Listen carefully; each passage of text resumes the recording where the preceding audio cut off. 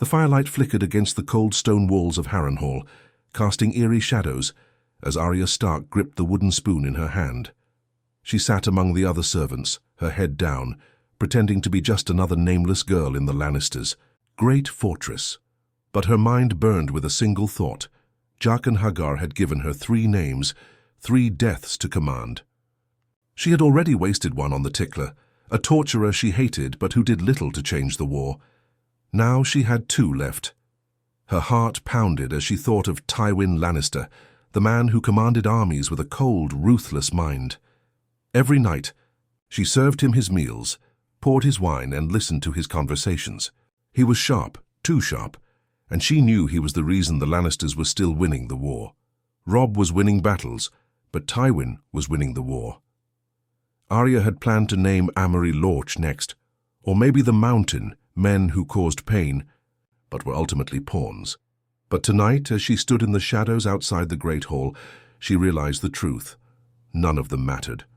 If Tywin Lannister died, everything would change. She slipped through the halls, her steps silent on the stone. Jaqen was waiting in the dark, as if he knew she would come. His pale face caught the moonlight, his strange red and white hair giving him an almost spectral look. He tilted his head as she approached, his lips curving into a small smile. "A girl comes with a name?" Arya took a deep breath. This was it. Tywin Lannister.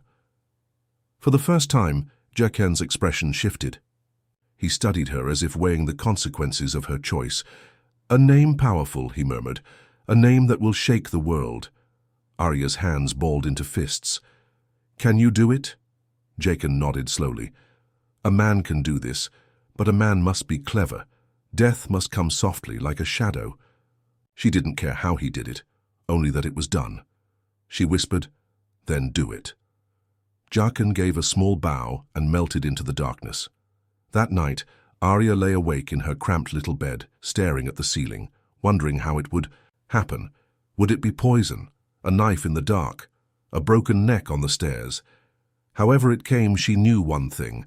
By sunrise, Tywin Lannister would be dead, and nothing in Westeros would ever be the same. The next morning, Harrenhal was a fortress of chaos. Arya woke to the sound of shouting, men barking orders, armor clanking, swords unsheathed. She sat up sharply, her heart racing. It had happened. Tywin Lannister was dead. She forced herself to move like the other servants, slipping into the kitchens as though nothing had changed, but she could hear the whispers. "Poisoned," a cook muttered under his breath. "Found in his chambers, dead in his chair." "A rat's work," a soldier snarled. "Some filthy traitor got to him." Arya kept her head down, her hands gripping the bucket she was supposed to be carrying. Jaqen had done it. She wanted to smile, but she knew better. It wasn't time to celebrate. It was time to listen. The Lannister men were lost without their leader. Tywin had commanded with an iron fist, and now without him there was no clear authority. Sir Amory Lorch was shouting orders, trying to maintain control, but men were already arguing. Some swore loyalty to Sir Gregor Clegane. Others insisted they needed to send word to King's Landing for new leadership. But Arya knew the truth. Tywin was the Lannister power. Without him, the family was in trouble. In King's Landing, news reached Cersei within days. She dropped her cup of wine when the words left the messenger's lips. "Dead," she whispered, as if the very idea was foreign. "You're telling me my father is dead?" The messenger swallowed. "Yes, Your Grace, poisoned in his chambers at Harrenhal." Cersei staggered back into her chair, her breath shallow. Tywin had been the one thing holding the kingdom together. He had protected her, Joffrey, even Jaime in his absence. He was the reason their armies were winning, and now he was gone. Joffrey, lounging in his chair like a bored child, snorted. "Good. Now I don't have to listen to his lectures anymore." Cersei turned on him with fire in her eyes. "You fool," she hissed. "Do you have any idea what this means? Do you think I can control the armies, that I can command men like he did?" Joffrey rolled his eyes. "You always whine about father treating you like a child, and now you're acting like one. The war's not over just because some old man died. But it was. Because Tywin Lannister wasn't just some old man, he was House Lannister. And without him, the wolves were circling. In River Run, Robb Stark sat at the war table, his brow furrowed as his mother read the letter aloud. "Tywin Lannister is dead," she whispered, as if saying it out loud would make it untrue. Silence fell over the war camp. Edmure Tully was the first to react, slamming his fist against the table. "The old lion is dead," he laughed, shaking his head. "By the gods, the war is ours now." Rose Bolton, ever calculating, spoke next. "This changes everything." His pale eyes flickered with something Robb didn't quite trust. The Lannisters were holding their forces together through fear of Tywin. Without him, they will fracture. There will be chaos in King's Landing. Robb's heart pounded. Was it really true? Could this be the moment that turned the tide of war? "The gods are with us," Great John Umber roared. "We march to victory." But Robb wasn't celebrating yet. He clenched his jaw. Tywin Lannister had been the greatest threat to the north. But if he was dead, that meant someone else would try to seize power in his place. The war wasn't over, but it had just changed in ways no one could have predicted. The halls of Harrenhal had always been cold, but now they felt empty. The corpse of Tywin Lannister had barely cooled before the power struggle began. Sir Amory Lorch had attempted to take command, but Gregor Clegane, the Mountain, wasn't a man who followed orders. "We wait for word from King's Landing," Amory insisted, his face red with frustration. "Cersei will send orders," Gregor scoffed. "Cersei isn't here." His voice was like gravel, his massive hands resting on the pommel of his sword. "We march. We take what's ours before the wolves do." The tension in the room was thick. Some men were loyal to Lorch, others feared Clegane, but none of them were Tywin Lannister. None of them commanded the way he did. Arya watched from the shadows, listening as tempers flared. She had expected chaos, but this was worse. Without Tywin, the Lannister army at Harrenhal was devouring itself. Meanwhile, in King's Landing, Cersei's hands trembled as she read the latest reports. "The men at Harrenhal are leaderless. Some march east, some west. The Freys are uncertain." Cersei clenched her teeth. She needed Jaime. He was the only one she could trust. She stormed into the throne room, where Joffrey sat smirking, idly twirling his goblet. "We must recall." "Jaime at once," she declared. Joffrey arched a brow. "Why? Do you miss him that much, Mother?" "This is no game," she snapped. "Our father is dead. Do you even understand what that means? The North will push harder. Stannis will push harder. We need a leader." Joffrey laughed. "I am the leader." Cersei's nails dug into her palms. "You are a boy playing at being king. If you want to stay on that throne, you will do as I say." For a moment, Joffrey looked as if he might argue. But then he saw the fury in her eyes. "Fine. Send for Uncle Keevan," he said. Dismissively. "He's boring, but he'll do father's job." Cersei's stomach twisted. Keevan was loyal, but not to her. If he came to power, she would lose control. But she had no choice. The game had changed. In River Run, Robb stood before his war council. The Northmen cheered, but his mother was quiet. "This war isn't over," Catelyn warned. "A wounded lion is still dangerous." Rose Bolton, ever watchful, folded his hands. "Which is why we must strike now before they regain their footing," Robb nodded. "We push south. We take back the Riverlands. We drive the Lannisters into the sea." The war was far from finished, but for the first time Robb was on the offensive. Back at Harrenhal, Arya Stark watched the Lannisters crumble, and she smiled. Harrenhal was no longer a fortress. It was a tomb. The Lannister forces, once a disciplined and terrifying army under Tywin, had become a splintered pack of wolves tearing at each other's throats. Arya moved unseen through the castle, listening, watching, waiting. Gregor Clegane had taken command in the most obvious way, through brute force. His men obeyed because they feared him, but without Tywin's strategic mind, they had no clear direction. Some wanted to stay and hold Harrenhal, others wanted to flee south. Arya knew this was her chance. The north wasn't far away. If Robb Stark marched soon, he could crush the Lannister remnants before they regrouped. And then, as if answering her thoughts, the horns blew. The first sound was distant, but soon it became clear. An army was approaching. The sentries rushed to the battlements, their shouts echoing in the cold air. "The Stark banner!" someone screamed. "The young wolf is here!" Arya's breath caught in her throat. Robb is coming. Robb Stark had not wasted time. The moment he received confirmation of Tywin's death, he moved his forces south. He rode at the head of his army, grey wind snarling beside him, his men fueled by vengeance. "Harrenhal is vulnerable," Bolton had told him. "We strike now and we take it for the north." Now as he sat atop his horse staring at the towering black walls of the cursed castle, he knew they were right. "We attack at dusk," Robb ordered. "No mercy." The Lannisters had taken too much from him, his father, his sisters, his home. Now it was time to return the favor. As the sun dipped below the horizon, the Stark forces surged forward, their battle cries ringing through the air. The gates of Harrenhal, weakened by infighting and chaos, barely held against the assault. Inside, Gregor Clegane roared commands, but his men were not loyal, they were afraid. Fear only lasted so long before it turned into cowardice. When the gates finally burst open, the Northmen flooded the fortress like a tide of vengeance. The battle raged through the halls. Arya had waited for this moment, but now that it was here, she had no idea what to do. Did she run to Robb? Reveal herself? No, not yet. She was no longer just Arya Stark, the Lord's daughter. She was a ghost in the walls, a shadow in the halls. She had a mission. Gregor Clegane was still standing. If he escaped, he would continue to be a nightmare for the Riverlands. Arya didn't hesitate. She moved through the chaos, a small figure in the darkness unnoticed. She found him in the great hall fighting off 3 Northmen at once. He was a monster, massive, armored, unstoppable. He crushed one man's skull with a single blow. Arya didn't have the strength to fight him, but she had something better. She pulled the small blade from her sleeve, the one she had taken from a dead Lannister soldier, a dagger, small but sharp. She darted forward, swift and silent, and cut his hamstring from behind.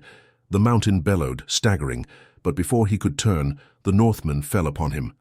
Arya watched as the man who had terrorized the Riverlands was hacked down, blow after blow, until he was nothing but a lifeless heap on the cold stone. She stepped back, blood splattered across her face. She had done it, she had killed a monster.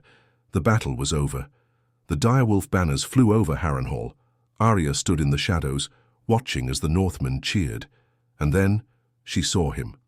Robb. He stood in the center of the courtyard, his armor dented from battle, grey wind at his side. He looked older than she remembered, harder, colder. For the first time in a long time, Arya hesitated. Would he recognize her? Would he even believe she was alive? Then grey wind turned, his golden eyes locked onto her. A low growl rumbled in his chest, but it was not one of warning. Robb followed his direwolf's gaze, his brow furrowed. He stepped forward slowly, eyes narrowing at the small, dirt-covered girl standing in the shadows. And then realization struck. "Arya?" Her throat tightened. "It's me." Robb didn't hesitate. He strode forward and pulled her into his arms. Arya was home. But the war was far from over. King's Landing was unraveling. The news of Tywin Lannister's death had already shaken the capital, but when word arrived that Robb Stark had taken Harrenhal and that Gregor Clegane had fallen, panic spread like wildfire. Cersei stood in her chambers, her hands gripping the arms of her chair so tightly her knuckles turned white. The room was filled with tension, the air thick with fear.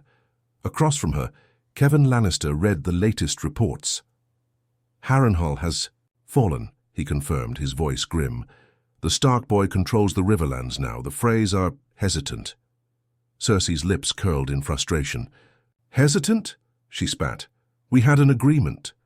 Kevan exhaled, rubbing his temples.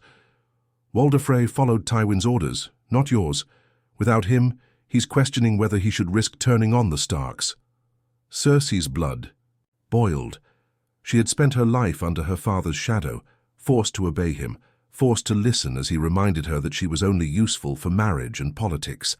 Now he was dead, and suddenly everyone was looking for someone else to follow. But she was the one who ruled here.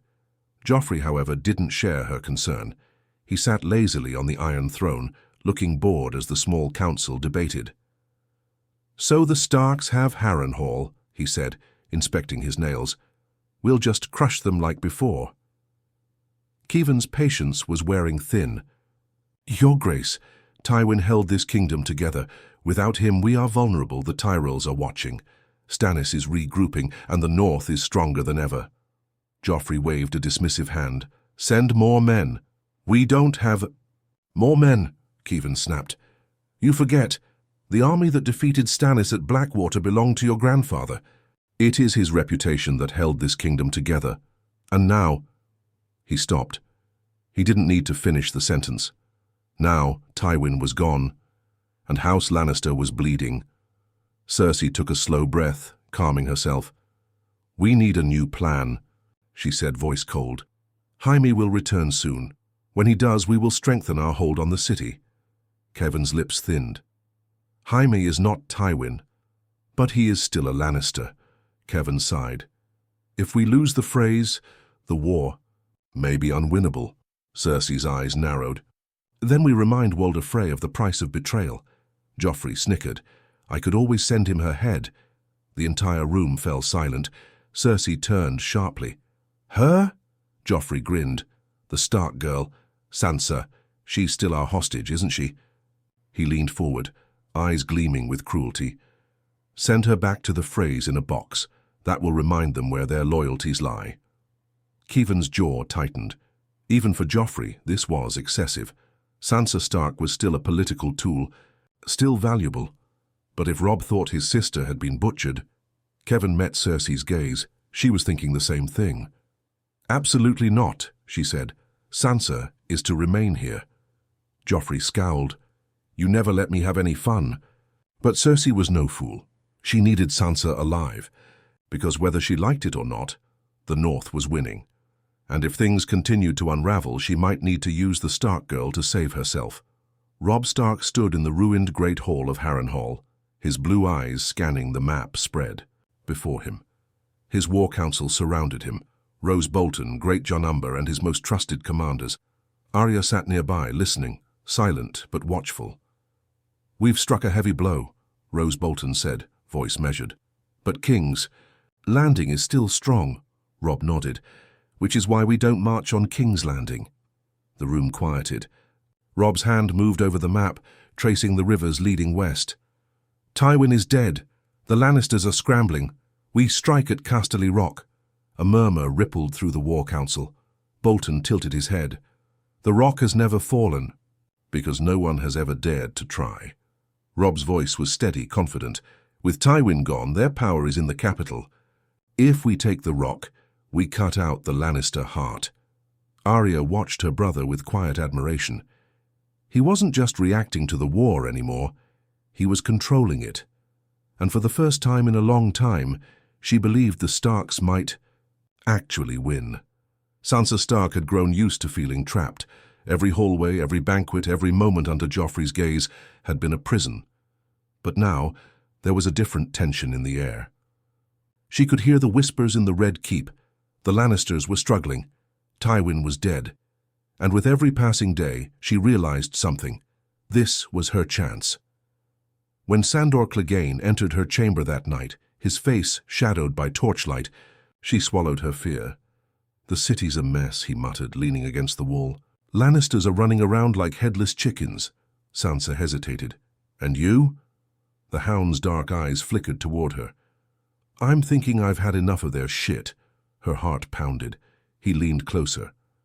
"You want to get out of here, little bird?" She exhaled shakily. "Yes." The Hound gave a wolfish grin. "Then stay quiet and follow me." As she stepped into the shadows of the Red Keep, leaving behind the life she had known, Sansa Stark made a choice. She was done being a prisoner, and one way or another, she would find her way home. The road to Casterly Rock was long and treacherous, but Robb Stark was relentless. The North had suffered too much, and he would not allow the Lannisters to recover from their losses. Harrenhal had been the first strike. Casterly Rock would be the killing blow. Arya rode beside him, no longer a silent shadow but a part of the war effort. She had changed, harder, sharper. She had killed men now, and she would kill more before this war was over. As they rode through the riverlands, the people cheered for them. The Starks were no longer just rebels, they were liberators. With Tywin gone, the fear of the Lannisters was fading. "The rock will be heavily fortified," Roose Bolton warned, "and unlike Harrenhal, it is not a place we can simply starve out." Robb nodded. "Which is why we won't attack head-on." Bolton's eyes narrowed. "You have a plan." Robb smiled. "We're going to do what the Lannisters never expect," he said. "We're going to attack from the sea." The Lannisters had always believed Casterly Rock to be untouchable, a fortress carved into the mountains, guarded by towering cliffs. It had never fallen to an enemy. But Robb had no intention of storming the walls. With help from the Ironborn who had abandoned Balon Greyjoy's failing rebellion, the Northmen launched an unexpected naval assault. The Lannisters had never prepared for an attack from the western coast. On a moonless night, Robb's forces scaled the cliffs using secret tunnels, old mining passages the Lannisters had long forgotten. The battle was swift and brutal. Kevin, Lannister, had tried to hold the fortress, but without reinforcements from King's Landing, it was only a matter of time. By dawn, the banner of House Stark flew over Casterly Rock, and the war had changed forever. Cersei Lannister had never known fear like this. "The rock has fallen." The word sent ice through her veins. Her father's fortress, her home, was gone. Kevin Lannister was dead. The Lannister treasury was lost. Their power in the west was crumbling. And now, Robb Stark was richer than the crown itself. She turned to Joffrey, who was pale with rage. "Send every man we have," he growled. "We take it back." "We can't," Cersei snapped. "We don't have the forces." King's Landing was already under threat from Stannis, from the Tyrells, from enemies lurking in the shadows.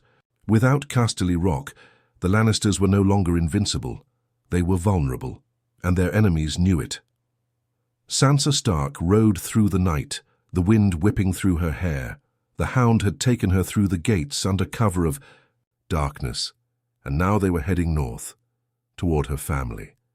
She wasn't the same girl who had been trapped in the Red Keep, forced to smile through her suffering. She was a Stark of Winterfell, and she was going home. King's Landing was suffocating in fear. Cersei Lannister stood at the balcony of the Red Keep, staring at the city below. The streets were quieter than usual, the people whispering of war, of the North's victories, of the fall of Casterly Rock.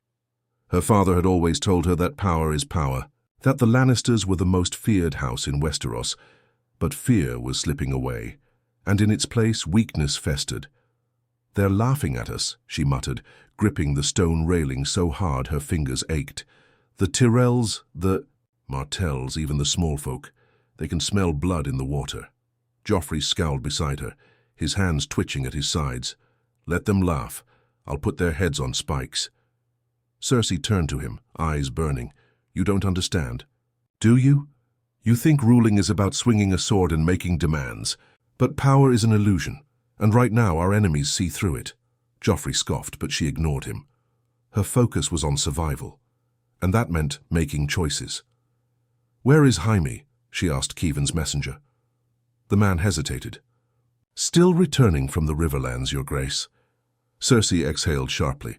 She needed Jaime here now. He was the only one who could rally what remained of their forces. Because if they didn't act soon, King's Landing would fall. The North had suffered enough, Robb knew that. But the war would only end when the Lion was truly slain.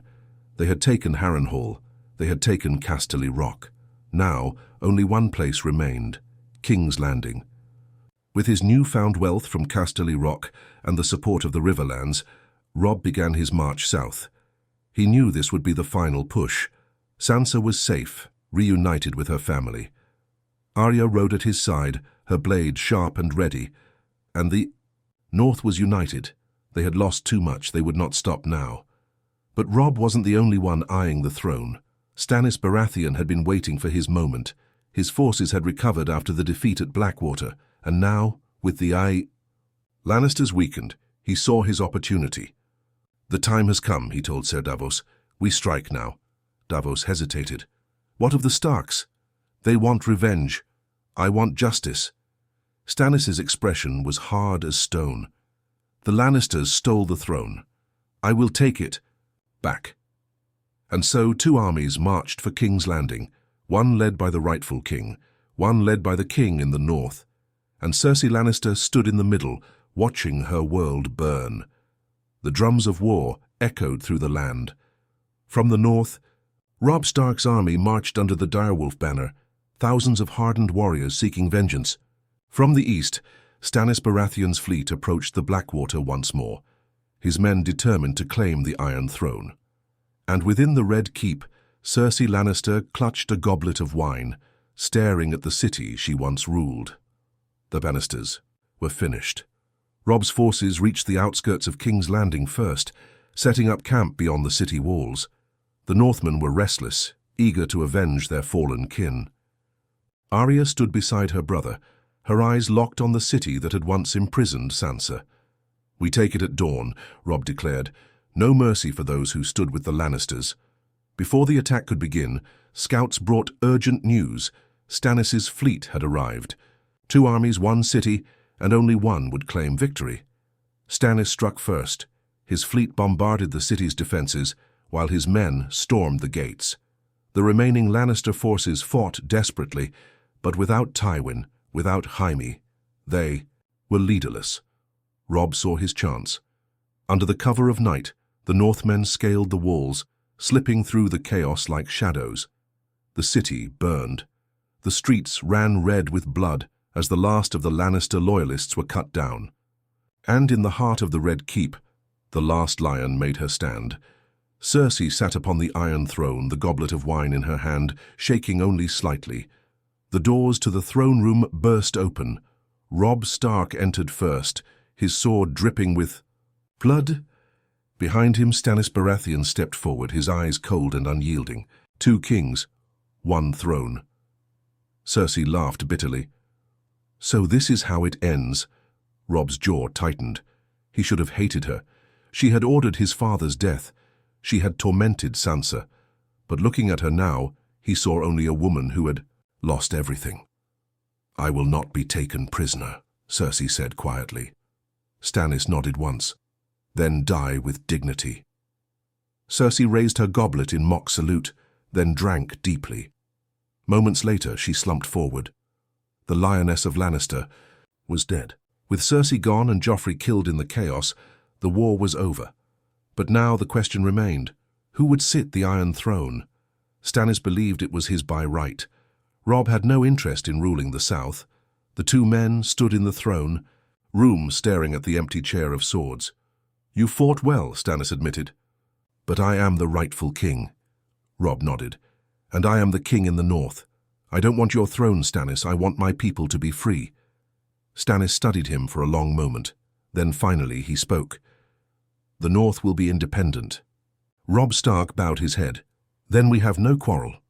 And so, after years of war and bloodshed, the 7 kingdoms were no more. The north was free, and the Iron Throne had a new ruler. Winterfell stood as it always had, ancient, strong, unyielding. Robb Stark rode through its gates, the cheers of his people ringing in his ears. Arya rode beside him, her blade still sharp, but her heart lighter than it had been in years. Sansa waited for them, standing by the gates with Bran and Rickon. For the first time in a long time, the Starks were home. The war was over, and the North would never kneel again.